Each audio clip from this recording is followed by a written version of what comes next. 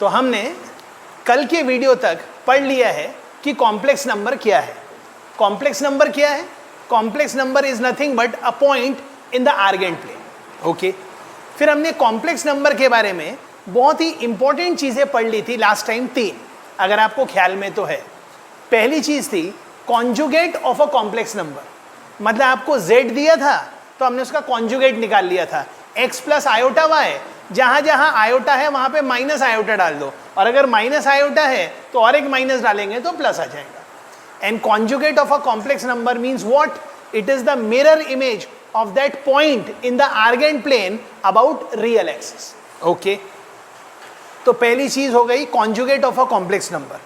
फिर हमने कल के वीडियो में, मतलब इसके पहले वाले वीडियो में, कॉन्जुगेट ऑफ कॉम्प्लेक्स नंबर की कुछ प्रॉपर्टीज भी देखी थी, वो हम आगे जाके भी देखेंगे। लेकिन अब आगे जाके जब प्रॉपर्टीज देखेंगे दोबारा तो वहीं पर उसके क्वेश्चंस भी करवाएंगे आपको। ओके, फिर conjugate of a complex number के बाद हमने जो चीज पढ़ी थी उसका नाम है मॉड्यूलस, जिसको कई बार हम रेडियस कह सकते हैं, and that is the distance from origin to that point of complex number. And of course radius मतलब z का मॉड, मतलब मॉड्यूलस इज ग्रेटर देन और इक्वल टू 0।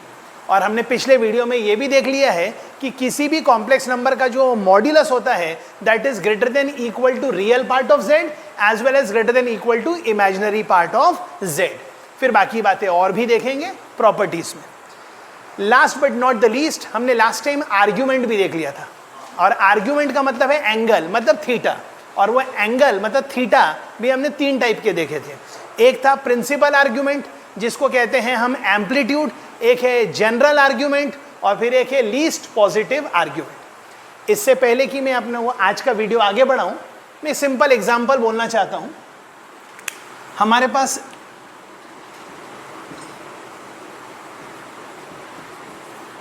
चार कॉम्प्लेक्स नंबर है। सर कौन कौन से? z इज 1 प्लस आयोटा, आप समझ सकते हैं कौन से क्वाड्रेंट में है। z is 1 minus iota, of course ये फर्स्ट क्वाड्रेंट में है, ये फोर्थ क्वाड्रेंट में है। ऑफ कोर्स ये थर्ड क्वाड्रेंट में है, ये सेकेंड क्वाड्रेंट में है, ये थर्ड क्वाड्रेंट। हमें इन सब के निकालने हैं आर्ग्यूमेंट, मतलब एम्पलीट्यूड, फिर जनरल आर्ग्यूमेंट, और last but not the least positive argument. तो मैं बहुत फास्ट लेवल पर आपको बोलूंगा, एक एक करके आप सुन लीजिए। सबसे पहले हम पहला वाला बोलेंगे, z is equal to 1 plus iota. ये हम आ गए 1, और ये यहां पर भी चले गए 1 मतलब आयोटा टाइम्स 1, और ये हमने ज्वाइन कर दिया, और ये है थीटा। ये भी 1 है, ये भी 1 है, तो आपका थीटा आ गया tan inverse of 1/1, and tan inverse of 1/1 is 1, and tan inverse of 1 is π/4। तो अभी आपने ये ट्राइंगल में थीटा निकाल लिया π/4। तो मैं कहना चाहता हूं इस क्वेश्चन में जो सबसे पहले अब मैं बात करना चाहता हूं जिसका नाम है बेसिक आर्ग्यूमेंट, मतलब एम्पलीट्यूड, और वो यही तो है। मतलब इस क्वेश्चन में सबसे पहले अगर मैं आपको पूछूं एम्पलीट्यूड ऑफ z क्या है, एम्पलीट्यूड ऑफ z वही है जो आपको दिख रहा है π/4। एम्पलीट्यूड ऑफ z का मतलब है आर्ग्यूमेंट है, मतलब इसका नाम प्रिंसिपल आर्ग्यूमेंट है। और फिर मैं अगर आपके लिए जनरल आर्ग्यूमेंट लिखूं तो यहां π/4 लिखेंगे, और इसमें 2k पाई ऐड करेंगे, मतलब this is the principal solution, मतलब only one solution, and this is infinite solution, मतलब जनरल सोल्यूशन। और तीसरा है, मैं शॉर्टकट में बोल रहा हूं, लीस्ट पॉजिटिव आर्ग्यूमेंट। और वैसे भी लीस्ट यही है क्योंकि पूरा आपको एंटी क्लॉकवाइज जाना है। ये हमारा पहला क्वेश्चन खत्म हो गया। अब सेम चीजें हमारे को सेकंड क्वेश्चन पे करना है। आइडिया बिल्कुल क्लियर है।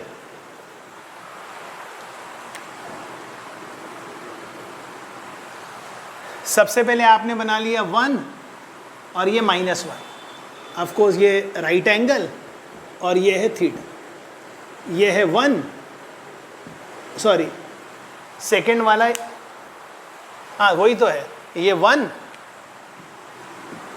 और ये -1। यहां से अगर आप थीटा निकालेंगे तो आएगा tan इनवर्स ऑफ y/x, मतलब -1/1, मतलब tan इनवर्स ऑफ -1 मतलब -π/4। एम्पलीट्यूड इस बार जो आएगा वो आएगा -π/4। क्यों? क्योंकि हमारे को देखना है -π to π में जो सबसे छोटा एंगल है। अगर आप इतना घूम के आएंगे तो ये तो होगा 2π -π/4। और जब आपने बात कर ही दी है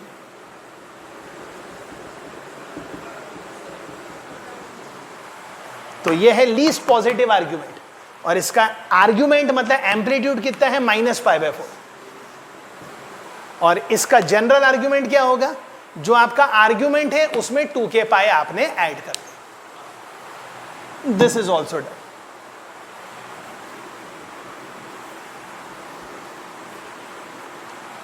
जी, अब हम आते हैं थर्ड पे। ऑफ कोर्स मैं बार बार बोलूंगा नहीं, ये कॉम्प्लेक्स प्लेन है मतलब ये रियल एक्सिस है, ये इमेजिनरी एक्सिस है मतलब ये आर्गेंट प्लेन है। फिर आपने प्लॉट किया -1 एंड देन +1। यहां से भी जब आप थीटा निकालेंगे इस ट्राइंगल से तो आएगा tan inverse of y/x, but इससे कुछ नहीं होता। हमारे को देखना इसका एम्पलीट्यूड क्या होगा, वो ये होगा, और ये कितना होगा? ये π/4 है। -π/4 का मतलब भले माइनस है, मतलब ये π/4, और माइनस क्यों आ रहा है? क्योंकि ये एंगल हम क्लॉकवाइज गिन रहे हैं, तो -π/4 ये है ये, लेकिन हमें गिनना है पॉजिटिव रियल एक्सिस से। तो फिर यहां से यहां तक पाई है और पाई में π/4 घट गया, मतलब अब आपका जो जवाब आ रहा है वो आ रहा है 3π/4। और अब आपको मालूम है यहां हमें क्या करना है, हमें प्रिंसिपल आर्ग्यूमेंट में, मतलब जिसको हम बाय डिफॉल्ट आर्ग्यूमेंट बोल रहे हैं वही प्रिंसिपल आर्ग्यूमेंट है और उसी का नाम एम्पलीट्यूड, वो ये आ गया।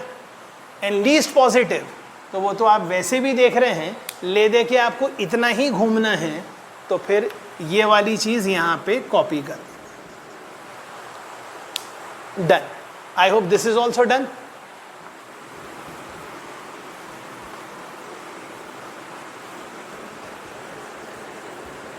अब हम आ रहे हैं अपने फोर्थ पे, और फोर्थ वाला क्या था अपने लिखा था, इस वाज -1।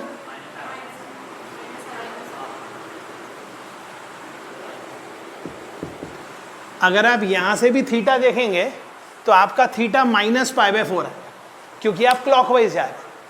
बट आपको तो आर्ग्यूमेंट देखना है। आर्ग्यूमेंट मतलब ये वाला एंगल थोड़ी देखेंगे, ये तो बड़ा है, हम तो भाई साहब ये वाला देखेंगे। जब आप यहां से यहां तक आएंगे तो आप -π पहुंच जाएंगे, और -π में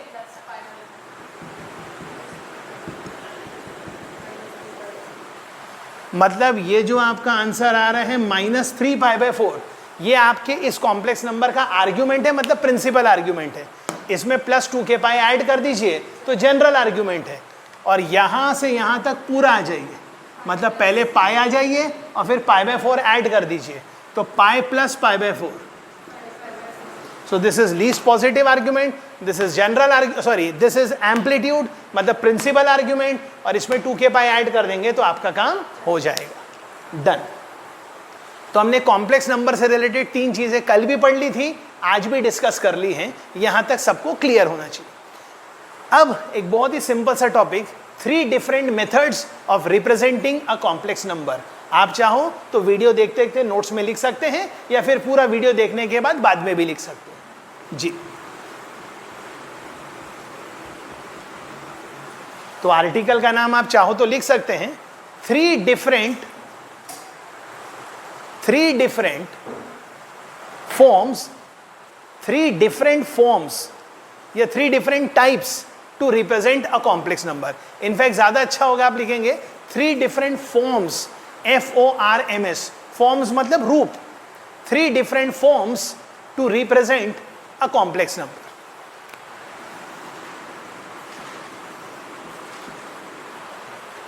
3 डिफरेंट फॉर्म्स है।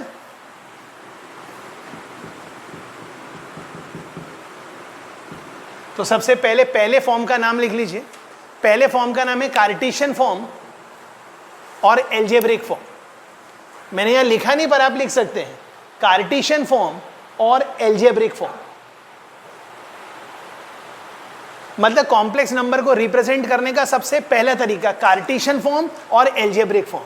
और लिख दीजिए z is equal to X plus iota Y.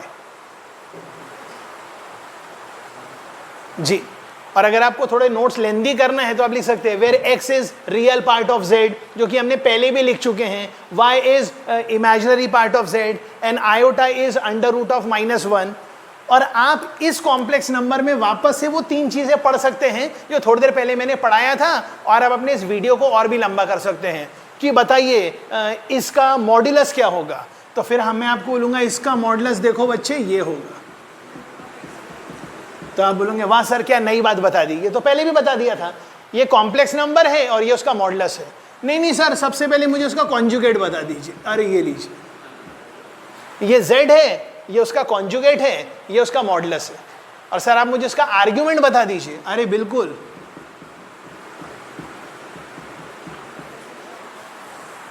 मुझे उसका आर्ग्यूमेंट बता दीजिए। तो लिखा है थीटा, और थीटा आ गया tan इनवर्स ऑफ y/x। पर ये थीटा से फिर आपको दिमाग लगाना है और फिर आगे वर्क करके आपको अपना आर्ग्यूमेंट निकालना है, जनरल आर्ग्यूमेंट निकालना है और लीस्ट पॉजिटिव आर्ग्यूमेंट निकालना है। So we have completed the first form and which is called as Cartesian form to represent a complex number, या फिर इसको बोलेंगे algebraic form to represent a complex number. Okay. लेकिन कई बार क्या होगा, कई बार एग्जाम में क्वेश्चन इसी टाइप का होगा कि आपको कॉम्प्लेक्स नंबर दिया होगा एक फॉर्म में और वो बोलेगा इस कॉम्प्लेक्स नंबर को कन्वर्ट करके बताओ दूसरे फॉर्म। तो जब तक आपको सारे फॉर्म्स नहीं आएंगे आप कन्वर्ट कैसे करेंगे। कई बार कहेंगे ये 2 कॉम्प्लेक्स नंबर के बीच में एल्जेब्रा करो। एल्जेब्रा मतलब प्लस, माइनस, मल्टीप्लाई, डिवाइड, ये सब कुछ करो। तो उस वक्त हमें दिमाग लगाना पड़ेगा कि क्वेश्चन दिया रहेगा कोई और फॉर्म में, लेकिन हम अपना कैलकुलेशन सिंपल करना चाहते हैं तो हम उस कॉम्प्लेक्स नंबर का फॉर्म बदल देंगे, कैलकुलेशन कर लेंगे और फिर आगे वाले को जिस फॉर्म में चाहिए उस फॉर्म में पेश कर देंगे। So that is going to be your beauty कि आप कैसे दिमाग लगाएंगे कि मुझे क्वेश्चन को अब इस फॉर्म से उस फॉर्म में कन्वर्ट करना है। So we move on to the second form. Second form का नाम लिखिए सब लोग। सेकेंड फॉर्म का नाम है पोलर फॉर्म और ट्रिग्नोमेट्रिक फॉर्म। जैसे कार्टेशियन कोऑर्डिनेट्स होते थे वैसे पोलर कोऑर्डिनेट्स होते थे, बिल्कुल उसी तरह पहले कार्टेशियन फॉर्म था और अब जो आ रहा है उसका नाम है पोलर फॉर्म, और पोलर फॉर्म का नाम है ट्रिग्नोमेट्रिक फॉर्म। ओके, अब हम वापस से वही बात करेंगे कि ये हमारे पास एक आर्गेंट प्लेन है और कितने बार तो मैं बोल चुका हूं कॉम्प्लेक्स नंबर क्या है। कॉम्प्लेक्स नंबर एक पॉइंट है कॉम्प्लेक्स प्लेन में, आर्गेंट प्लेन।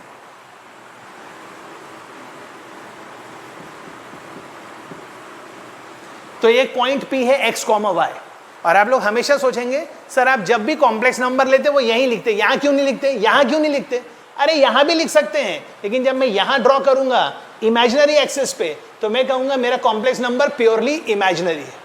और कोई अगर आपको बोलेगा कि आपका कॉम्प्लेक्स नंबर प्योरली इमेजिनरी है तो आप चिल्ला के बोलेंगे उसका जो आर्ग्यूमेंट है वो तो या तो π/2 है या तो -π/2 है।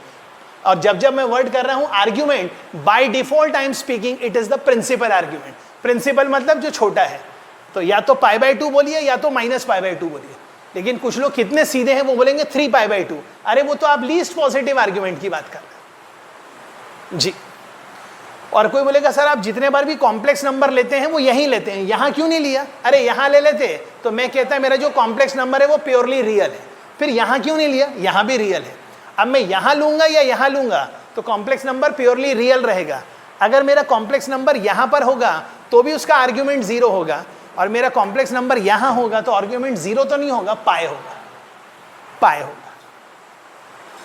और कुछ लोग बोलेंगे सर पाई होगा कि -π होगा। सर ले देखिए आपको वही कान पकड़ना है, आप कैसे भी पकड़ लीजिए। ओके, तो after completing the Cartesian form now we are moving to the next form which is called as polar form or trigonometric form. But अगर ये पॉइंट है तो अगर मैंने इसको ओरिजिन से ज्वाइन कर दिया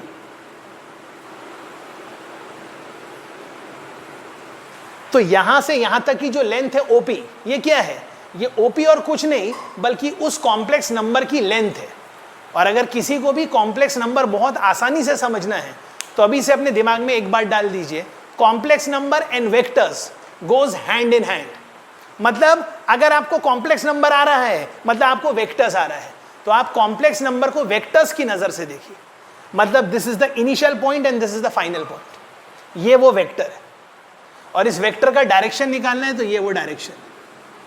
तो जब मैं डायरेक्शन बोल रहा हूं मतलब मैं थीटा बोल रहा हूं, मतलब मैं आर्ग्यूमेंट बोल रहा हूं, मतलब मैं एम्पलीट्यूड बोल रहा हूं, मतलब मैं प्रिंसिपल आर्ग्यूमेंट बोल रहा हूं। और यहां से यहां तक की जो दूरी है उसको मैं रेडियस बोल रहा हूं, या वो कॉम्प्लेक्स नंबर का नाम z है तो मैं z का मॉडुलस बोल रहा हूं। फिर थोड़ा बहुत ट्रिग्नोमेट्री तो सबको आता ही होगा, ये r है और ये एंगल अगर थीटा है और अगर ये परपेंडिकुलर है तो ये जो है इसका नाम तो x है, क्योंकि इस पॉइंट का ऑर्डर्ड पेयर है x, y, मतलब ये x है और ये y है, तो ये x है और ये y है। और आपका कॉम्प्लेक्स नंबर पोलर फॉर्म में आने से पहले कार्टेशियन फॉर्म में आ चुका है और वो ये है।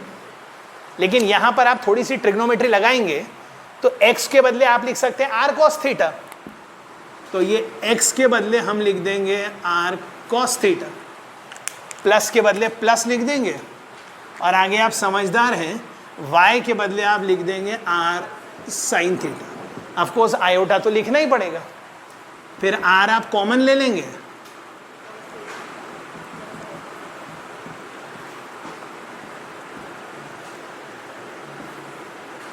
तो ये जो आपके सामने पेश हो गया है वो यही तो है।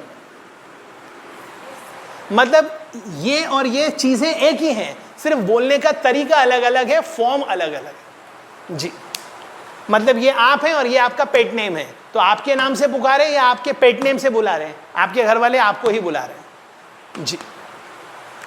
और फिर जमाना शॉर्टकट का है,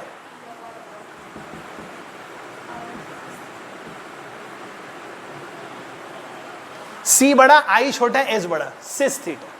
C म्हणजे कॉस, S म्हणजे साइन एंड I मतलब I। ओके,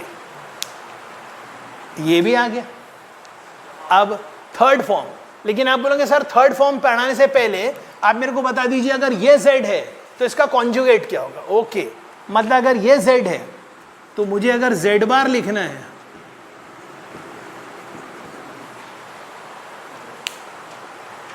मतलब ये अगर कॉम्प्लेक्स नंबर है पोलर फॉर्म में तो ये उसी पोलर फॉर्म के कॉम्प्लेक्स नंबर का कॉन्जुगेट है। आप बोलोगे सर ये जो कॉम्प्लेक्स नंबर है r सिस थीटा, इसका आप मुझे मॉड्यूलस बताइए। क्यों बताऊं, लिखा तो है r, और r क्या है देखिए तो रहा है, under root of x square plus y square, Pythagoras theorem से। ओके, और सर आप मुझे इसका आर्ग्यूमेंट बताइए। देख ही तो रहा है, वो जो हम थीटा लिखते हैं कॉस के अंदर या साइन के अंदर, आई स्टिल रिपीट, इसके तुरंत बाद इसी पे क्वेश्चन आएगा। कॉस के अंदर जो थीटा है और साइन के अंदर जो थीटा है दैट इज ऑलवेज आर्ग्यूमेंट, और आर्ग्यूमेंट का मतलब है माइनस पाई से पाई के बीच में। आप ऐसा नहीं कह सकते कभी कि मेरे पास एक कॉम्प्लेक्स नंबर है r, यहां लिखा है सिस, और ये जो थीटा है ये 6π/5 है। ऐसी फालतू बातें नहीं चलेंगी। 6π/5 मतलब आप पाई के आगे जा रहे हैं, तो ऐसा आगे जाने से अच्छा इधर से उसको पकड़ लीजिए। और दूसरी चीज, अभी मैं आपको क्वेश्चन दूंगा, ये जो r है, ये r मैं फिर से कह रहा हूं बाय डिफॉल्ट ऑलवेज पॉजिटिव। ऐसा नहीं कि मॉड लगा दो ना, जब आप इसको पोलर फॉर्म में लिखेंगे, आई स्टिल रिपीट, तो ये जो r है ये बाय डिफॉल्ट पॉजिटिव आना चाहिए।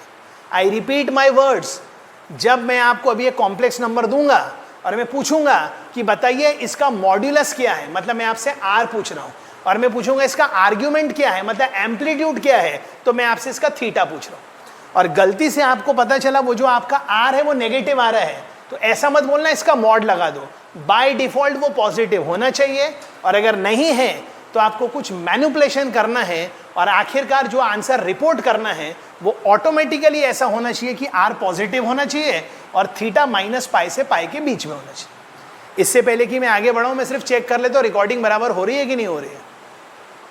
हो रही है। वरना पता चला मैं आपको बहुत देर पढ़ाते रहा और रिकॉर्डिंग हुई नहीं जी। So this is the polar form. तो मैंने आपको इस पोलर फॉर्म में z भी बता दिया, उसका कॉन्जुगेट भी बता दिया, वहीं छिपा हुआ आर्ग्यूमेंट भी बता दिया, वहीं मॉडुलस भी बता दिया, और ये कॉन्जुगेट है, और कॉन्जुगेट का मतलब ये माइनस थीटा जी।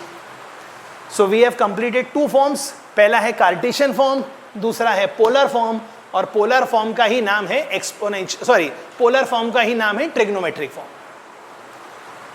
जी। और मैंने थोड़ी देर पहले भी यही कहा था, थोड़ी देर बाद मैं आपको कुछ क्वेश्चन दूंगा जिसमें कुछ कॉम्प्लेक्स नंबर के बीच में मैं खिचड़ी पकाऊंगा, इसके साथ इसको ऐड करो, फिर इसको डिवाइड करो, और डिवाइड में इसको इसके साथ सब्सट्रैक्ट करो, ऐड करो, तो फिर वो आपका दिमाग होगा कि वो कॉम्प्लेक्स नंबर किस फॉर्म में दिया है वो अलग चीज है। आप अपने कैलकुलेशन को सिंपल करने के लिए कौन से फॉर्म में पहले कन्वर्ट करेंगे और फिर वो सॉल्व करेंगे, वो आप पे डिपेंड करता है। मैं आपको थर्ड फॉर्म पढ़ा रहा हूं, लेकिन मैं बार बार फिर कहता हूं, complex number and vectors goes hand in hand. मतलब आप किसी भी कॉम्प्लेक्स नंबर को वेक्टर की नजर से देखेंगे तो कॉम्प्लेक्स नंबर आसान हो जाएगा। और ये कब होगा? जब मैं बहुत जल्दी आपको ट्राइंगल इनइक्वालिटी पढ़ाऊंगा। बहुत जल्द मतलब आज के वीडियो में तो नहीं, शायद कल पढ़ाऊं, लेकिन ट्राइंगल इनइक्वालिटी हमारे वीडियो में कल आएगा। तो आपका पहले से होमवर्क क्या रहेगा? घर जाके ट्राइंगल देख लेना, ट्राइंगल की इनइक्वालिटी क्या होती है। Sum of 2 sides of a triangle is greater than third side, and difference of 2 side of a triangle is less than the third side. लेकिन वहां पे क्या होता था? या तो ग्रेटर देन या तो लेस देन। मैं कॉम्प्लेक्स नंबर में बोलूंगा ग्रेटर देन और इक्वल टू। मतलब sum of 2 sides of a triangle is greater than और इक्वल टू थर्ड साइड। हमने ऐसा कभी नहीं सुना, हमने हमेशा सुना है sum of 2 sides of a triangle is greater than third. लेकिन क्योंकि हम कॉम्प्लेक्स नंबर पढ़ रहे हैं, मतलब क्योंकि हम वेक्टर्स पढ़ रहे हैं, तो 2 वेक्टर्स अगर कोलिनियर होंगे तो पहला वेक्टर प्लस दूसरा वेक्टर इज इक्वल टू तीसरा वेक्टर, इसलिए वहां पे ग्रेटर देन के बाद इक्वल टू भी आएगा। ओके,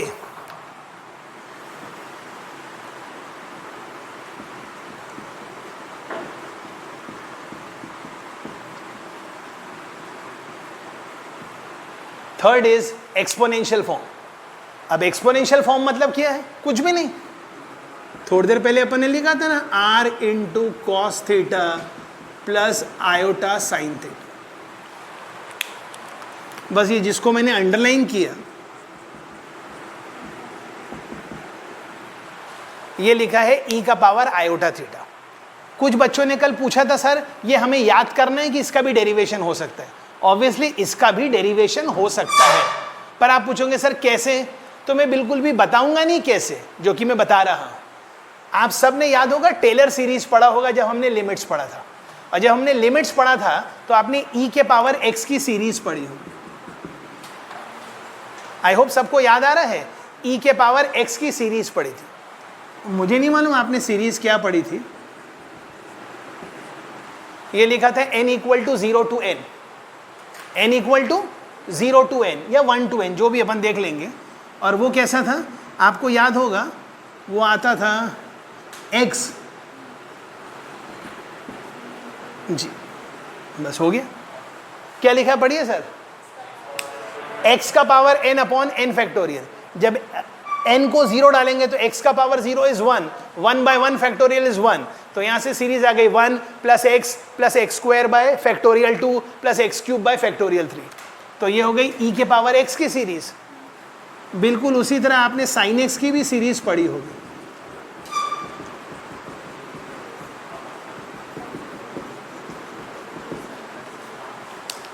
उसी तरह शायद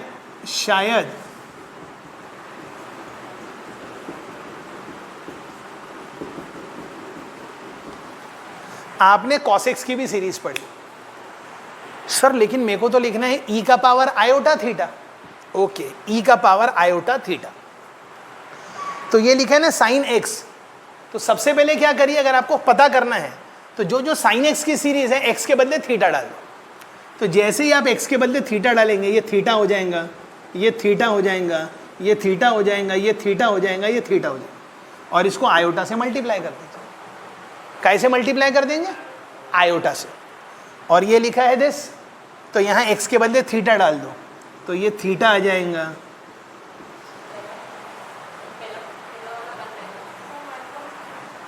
हाँ पहला वाला 1 है, वो थीटा x नहीं था 1 है, ये आ गया।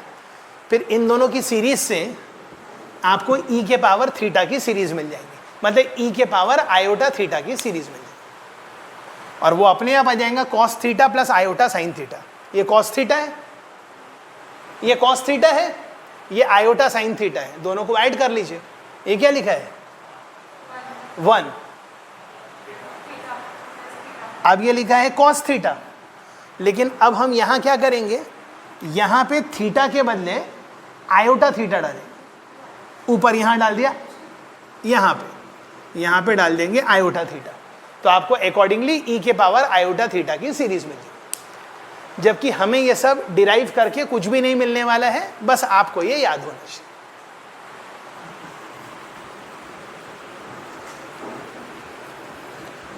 फिर आप बोलेंगे सर ये जो लिखा है z equal to R into E का पावर आयोटा थीटा, ये क्या है? ये वही कॉम्प्लेक्स नंबर है जो थोड़ी देर पहले कार्टेशियन फॉर्म में था, ये वही कॉम्प्लेक्स नंबर है जो थोड़ी देर पहले पोलर फॉर्म में था, अब ये वही कॉम्प्लेक्स नंबर है लेकिन अब ये पोलर फॉर्म है। फिर आप बोलेंगे सर इसकी वापस से मेरे को 3 चीजें निकाल के दो, कौन कौन सी? पहले कॉन्जुगेट, तो ये लिखा है r इंटू ई का पावर माइनस आयोटा थीटा। आप मेरे को बोलेंगे इसका मॉड्यूलस निकाल के दो, क्यों निकाल के दूं? लिखा ही तो है। और आप मुझे इसका आर्ग्यूमेंट निकाल के दो, क्यों निकाल के दूं? वहां लिखा ही तो है जी।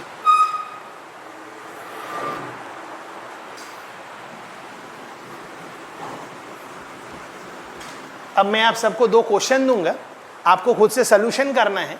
जैसे ही मैं क्वेश्चन करूंगा मैं वीडियो पॉज कर दूंगा, आप अपना सोल्यूशन करिएगा और फिर मेरे सोल्यूशन के साथ मैच कीजिएगा। तो पहले मैं क्वेश्चन लिख देता हूं आप लोग को। दोनों क्वेश्चन की एक ही कहानी है find modulus and amplitude. Question है find modulus and amplitude for the following complex number.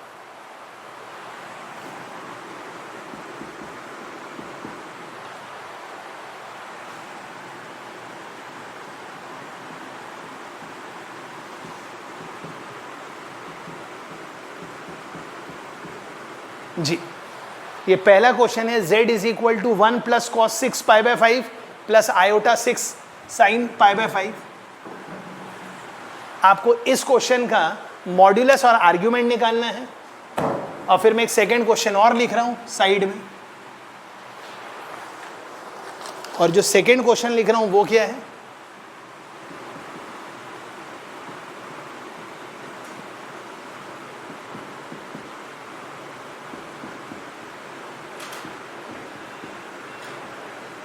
जी, तो ये पहला है, ये सेकेंड है। मैं वीडियो पॉज कर रहा हूं, आप लोग चेक करिएगा यहां तक सब विजिबल है कि नहीं। जी ओके, तो सब लोग फर्स्ट क्वेश्चन का सॉल्यूशन मैच करिएगा, मेरा सॉल्यूशन और आपका सॉल्यूशन।